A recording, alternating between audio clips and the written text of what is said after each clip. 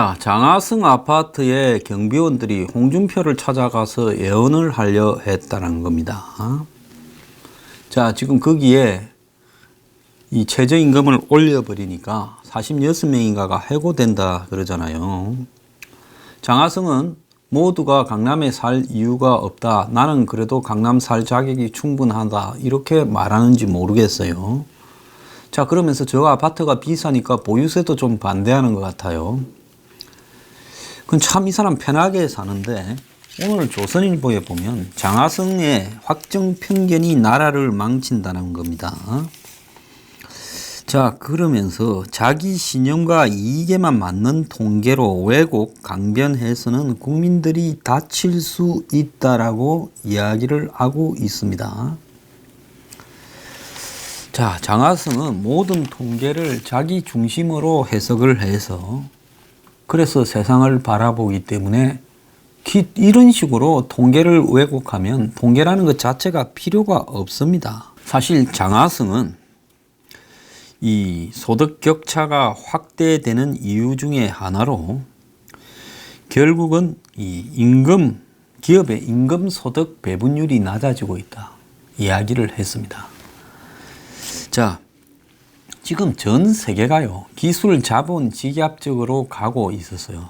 과거에는 노동 집약적인데 이 근로자 노동자에게 돌아가는 기업의 이 수익이 굉장히 적어지고 있습니다. 전 세계가 거의 전부 노동자에게 들어가는 몫이 줄어들고 있어요. 이거는 우리가 장기적으로는 정말 이런 부분들이 다수를 가난하게 하는 사회 문명의 변화로 우려해야 되겠지만은 이것이 마치 한국적인 현상인 양 해석하는 것은 매우 잘못됐다라고 생각을 하고 있습니다. 자, 어쨌거나 장하성이 지금 이야기를 하는 그 아파트 1월 1일부터 15일까지 투표를 하는데 통과가 되면 경비원 45%를 자르는 겁니다. 자, 그런데 중앙일보가 그 상황을 자세하게 이야기를 했어요.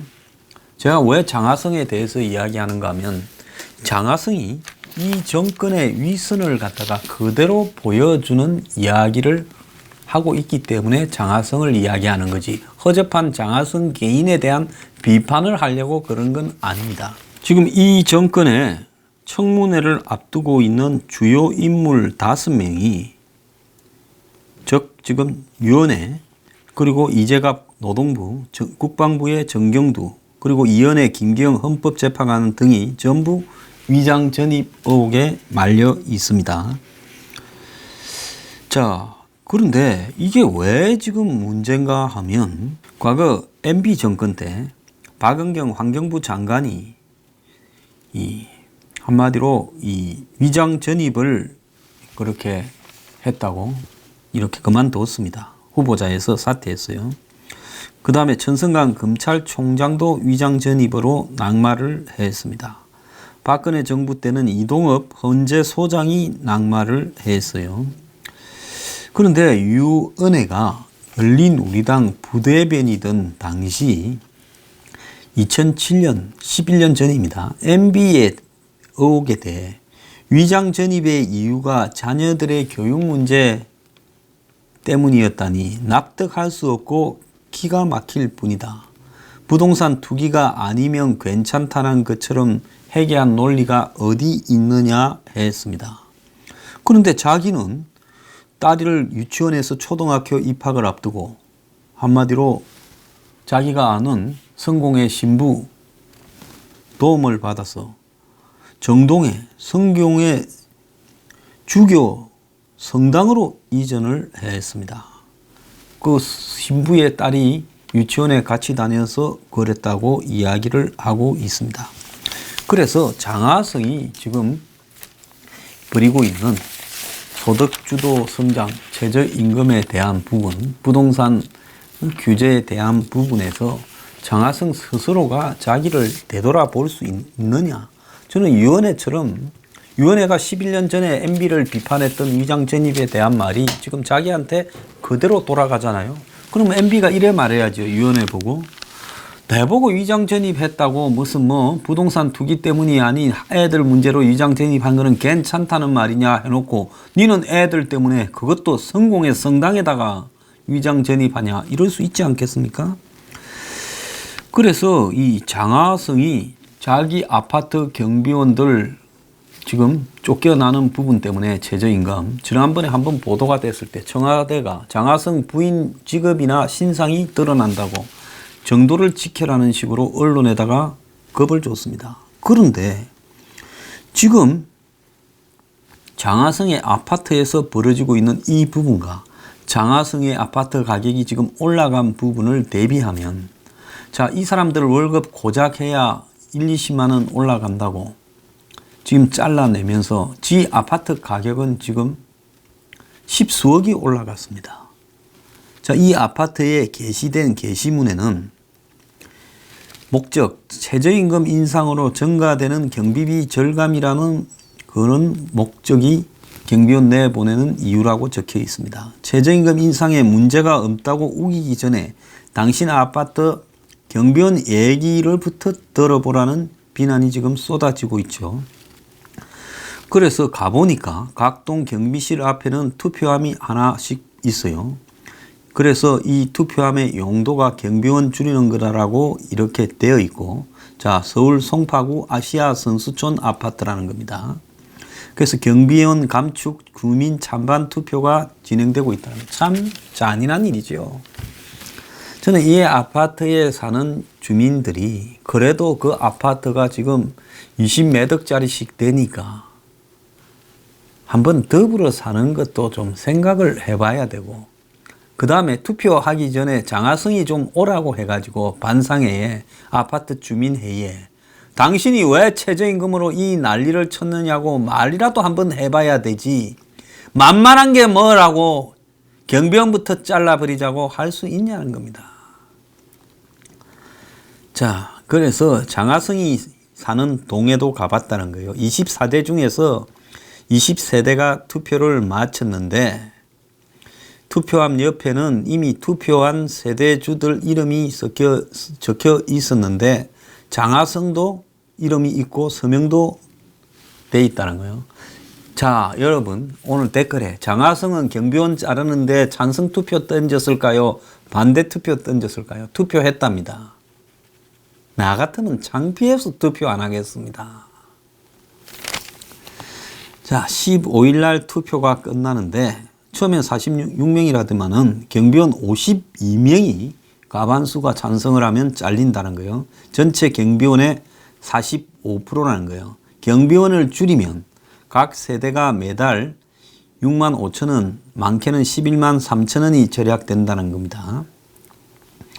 장하성이 사는 52평형의 경우에는 9만 원이 절약된다는 거예요.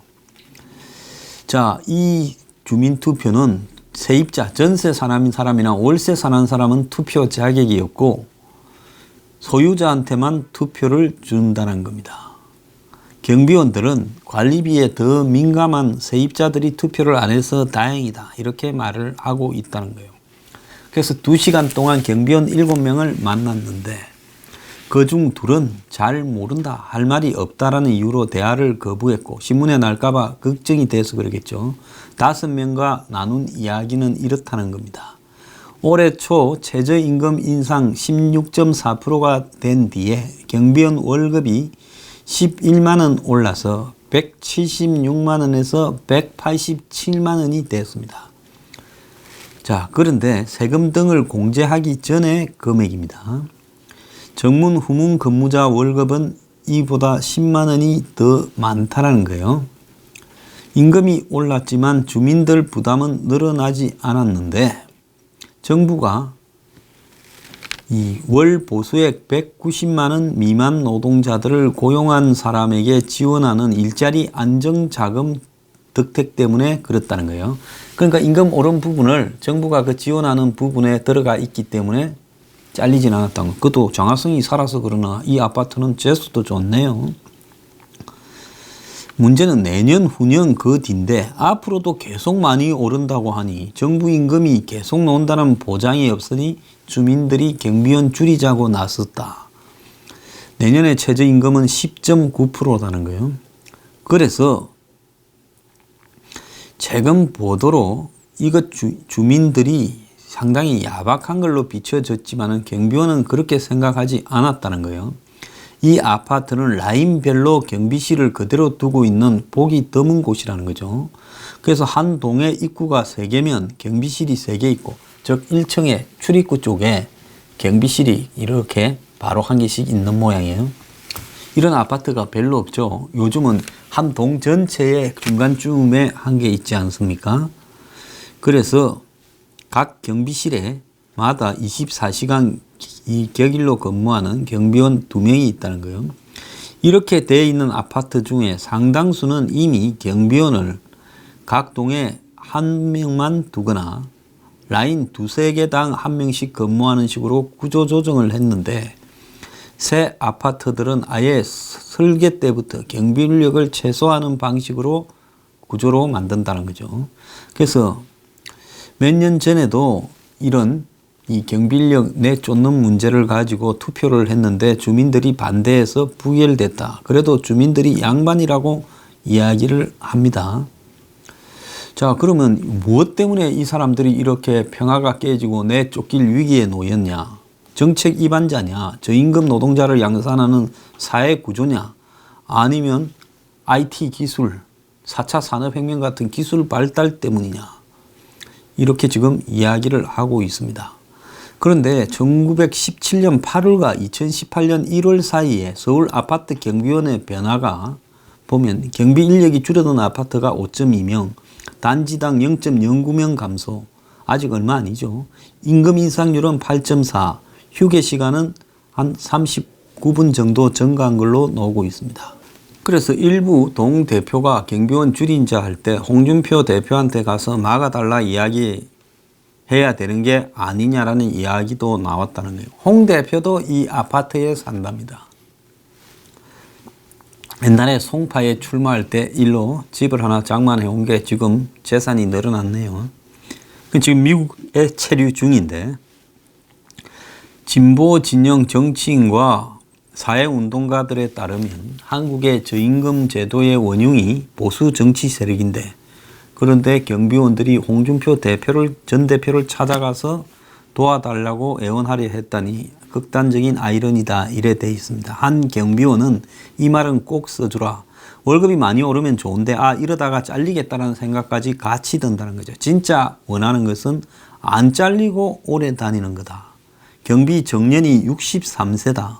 그 뒤에 촉탁으로 2년 더 있을 수 있고, 월급이 많이 안 올라도 좋으니 70세 정도로 정년이 늘어나면 여기 일하는 사람 몇몇은 그래도 먹고 살 수 있지만 대부분은 가족을 먹여 살리는 가장이다라고 이야기를 합니다.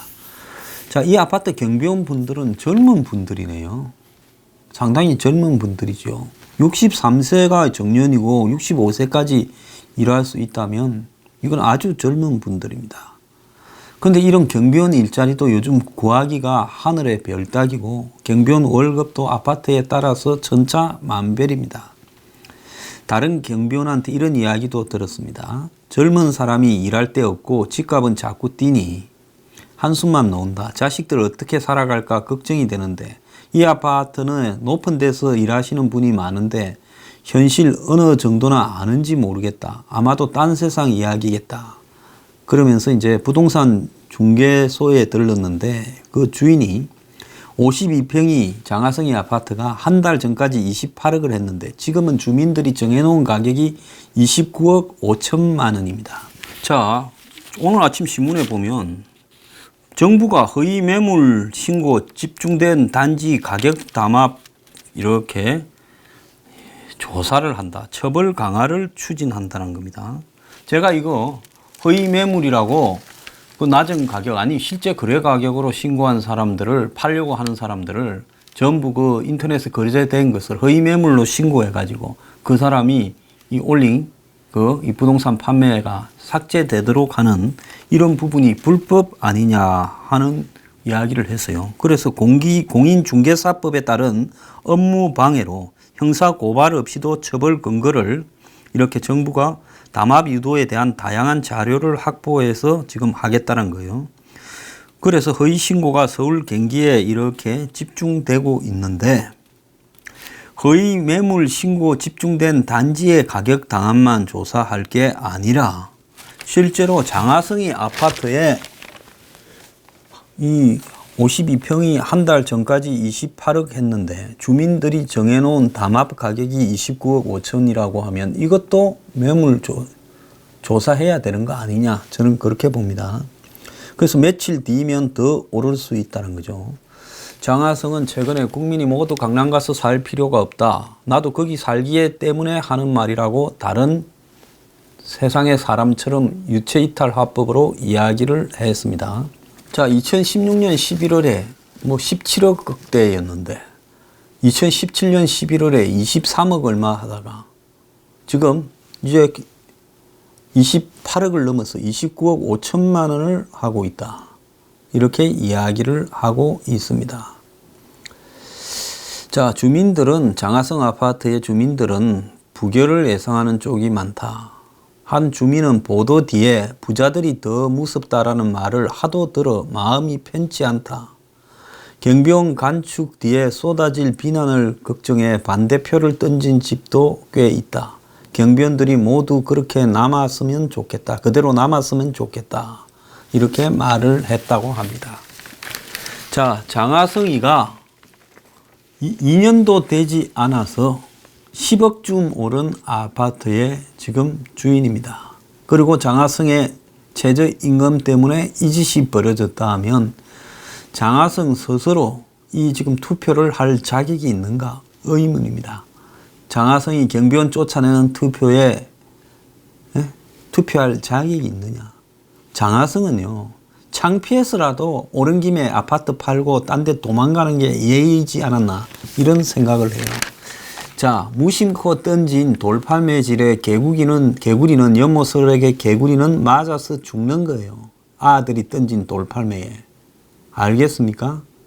오늘 아침에 기사에 보면 장하성 아파트에 쫓겨날 지금 52명의 경비원 분들이 대기하고 있는데 사실상의 실업자가 342만 5천 명으로 16개월 연속으로 늘어났다는 거고, 실업급여 수급자도 9년 만에 최다이고 50대 비율이 높은데 이 사람들은 장기 실업이 우려된다는 겁니다. 온 세상의 실업자가 지금 넘쳐나고 있습니다. 자, 지금 고용시장이 구조적으로 한계에 봉착했다라는 신호가 나오고 있는데, 자, 이제 이 부분이 뭘 의미하고 있는가 하면 더 이상 이 실업 문제가 해결이 불가능하다라는 신호가 지금 곳곳에서 나온다고 봐야 되는 겁니다. 자, 지난 8월달 한 달 동안 실업급여 지급이 역대 최고로 6,158억이었습니다.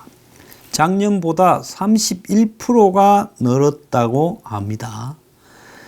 자, 실업급여 지급자 수가 43만 6천 명, 요즘 계속 45만 명에서 43만 명대를 이렇게 가고 있고, 50대가 제일 많고 40대가 30대보다도 많다고 하고, 수급자 수도 5개월째 두 자릿수로 증가하고 있습니다.